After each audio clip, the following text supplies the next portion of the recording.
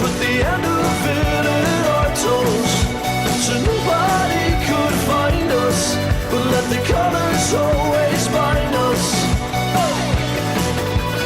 Hey everyone, Brendan the Blind Guy here. What a love. Feels like I'm dreaming again. Because today I get to speak to the hero, or ghost, I don't know, himself, Denny from the Irish awesome band, the Coronas. And I get to bring him a little bit closer to you. And I am addicted to progress, so I'm not going to be doing all the same questions as last time. I'm going to mix things up a little bit. I've got a gut feeling this is going to be really good. So, how are you, Denny? I'm great, Brendan. Very impressed with your puns as always. Yeah. I think you're getting better. That was even more than the last time, I think. I was thinking, oh God, how am I going to up my game after last time? Because I remembered all the puns I did last time, and I'm like, how am I going to do new ones? Oh, anyway. So, today we're hanging out at the basement in Sydney, and this is apparently in accordance with the new single you dropped today, If There's Still Time. Yeah. And also, if that's not good enough news for people, also announced 3 more Australian dates coming in this November, playing at the biggest biggest venues you played at yet.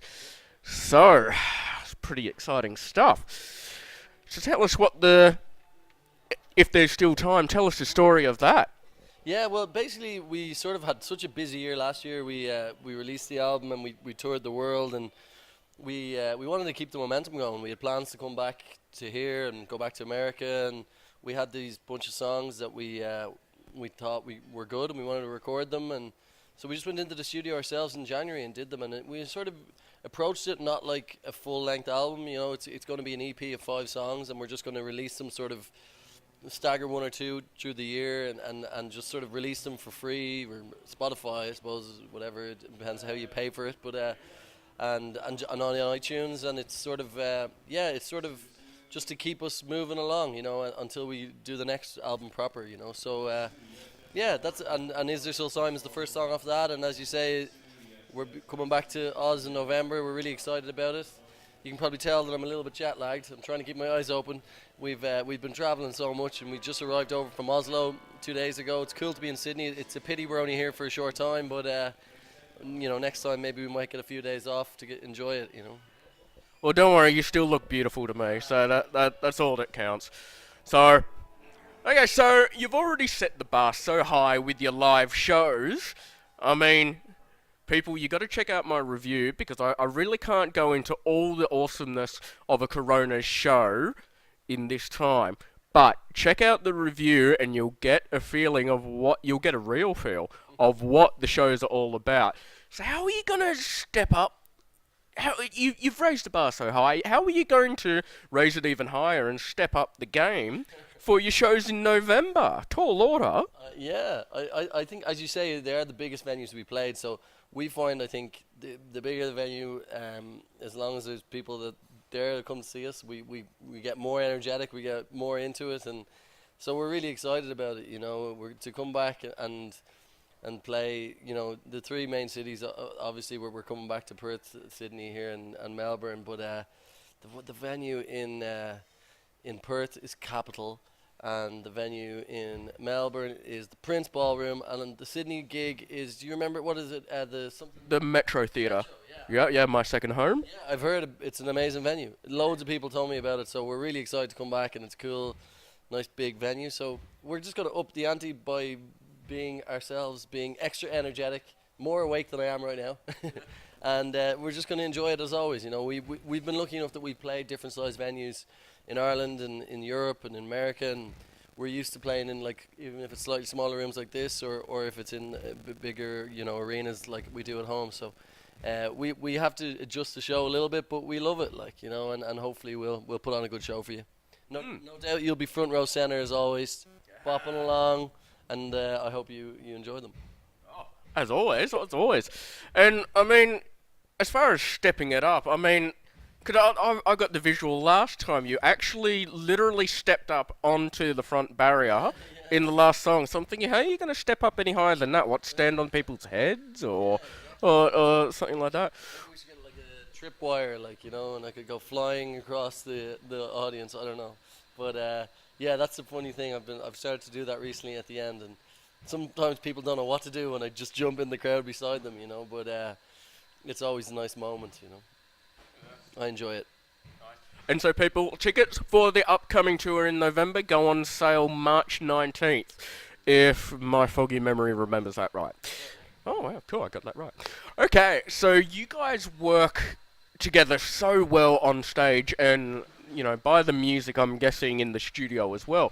What's the key to your teamwork and not getting on each other's nerves and making sure a homicide doesn't break out or anything? Yeah, well, you know, sometimes we do get on each other's nerves, I suppose, but I think we've been friends for so long. It's sort of, we know each other well, and we know when someone is not in a good mood or needs a bit of space, or, you know, and also because we know each other so long, we can be honest with each other and just go, you know what, I need a bit of time, or I don't really like that, or well, I love this song, or I love this bit that you're doing, or whatever. And just because we've known each other so long, we've been doing it together for so long, and we still get on really well. We're still really good friends, and I think we're blessed really that we get to do that, because, you know, oftentimes people start bands with people that they sort of have, all they have in common is the band, and all they have in common is the music. But I think we have a friendship in common that is separate to the band, and I think even if we weren't in this band together, we would still be buddies, you know. So I think that sort of stands to us, and we're lucky in that way, you know. Wow, that's incredible. So, being on tour is a really grueling process, and a lot of people take it for granted. Or a lot of people think, oh yeah, you're in a rock band traveling the world. It's all rainbows and butterflies and beers and women and everything. But people don't really know what goes on behind the scenes and how tough it can be. So how do you guys handle yourselves on the road? And like, do you have any kind of security blankets that, or like routines that just your little bit of comfort that keeps you sane on the road? Yeah, well, the guys slag me when we go like to airports. I just love just putting in my headphones and listening to a podcast or an album or whatever, and just sort of like, you know, I won't talk to anyone. I'm just really, you know, just totally what's the word, like, unsociable really. And but yeah, I think again, because we know each other so well, that we just everyone has their own little habits. Some people like might go for a walk. Noxie loves going for walks around cities by himself. He'll take some cool pictures. Connor's a good photographer as well, and, you know, as I say, I'll listen to my podcasts or listen to music, and just we're good at spending time apart as well when we can, you know. And I think that's important. But I think having such a good crew as well here, you can probably see the guys are nudging me to get over and do sound check. But yeah, you know, the whole team it works really well together, and we all get on, and it makes it a lot easier, you know, when you have a group of people that work really hard together. I can't even remember what your question was. I'm just going off on a tangent now about how great our crew is, but it needs to be said. Yeah. Well, okay, because unfortunately I am a chatterbox and could talk for ages, but we are on a time limit, so I'll wrap it up with two more quick ones. Okay, what is so for times when you guys don't work well as a band, those rare times, what is one of the funniest things that's ever one of you have ever done on stage? One of those epic fail moments where, like, have you ever forgotten the lyrics or? I've forgotten lyrics. I've forgotten lyrics to my own songs. Like, we did a gig in Dublin one time in the Academy, and I forgot the lyrics to the song, so we had to stop and start again. But because I was thinking about it, like, my mind went blank, like, and I actually couldn't remember it the second time either. So we had to stop and start again. And then I sort of had to look at someone in the crowd who was singing the lyrics. There's a song called "This Is Not a Test." It's on our second album, and there's so many words in it. So I was just like, anyway, eventually I got through it. But I mean, there's all the embarrassing things happen to me. Like, I've fallen off stage. We talked about me jumping into the crowd. I've fallen trying to get back onto the stage really awkwardly. Only recently I had a really bad fall where people were like, yeah, cheering for the end of the show. Yeah, and then everyone just said, oh, God, is he okay?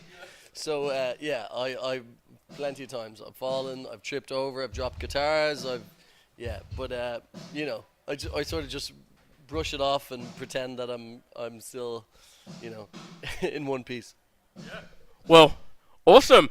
And finally, okay, what secrets can you tell me of the rest of 2018? What's brewing behind there, and what are you most looking forward to coming up? Yeah, well, we have a really big show in a couple of really big shows in Ireland. I was telling you about off camera. In July, we're playing in the Three Arena, which will be our biggest indoor show in Dublin, and really excited about it. We grew up going to that venue. It's our hometown show, and we're doing 2 nights in Cork in the Marquee, which is another amazing venue. We've got festivals in the summer as well, which I'm really looking forward to, going back to America, doing a lot of festivals. Then between September and Christmas, we're really busy touring. We're touring America, Europe, and then of course coming back here in November as well. So we're really excited about getting back to the Metro here in Sydney and back to Oz. So it doesn't look like we're going to have any much time off soon, but it's okay because we love it. Our job is amazing, and you know, I wouldn't have it any other way. It's nice to be busy. Well, awesome. Well, I'm so keen to see you out on stage, blind pun intended, people. And thank you so much for having a chat to me again. It's been an absolute pleasure as always. Thank you, Brendan. Great to see you, man. I hope You you enjoy too. the show. Cheers, man.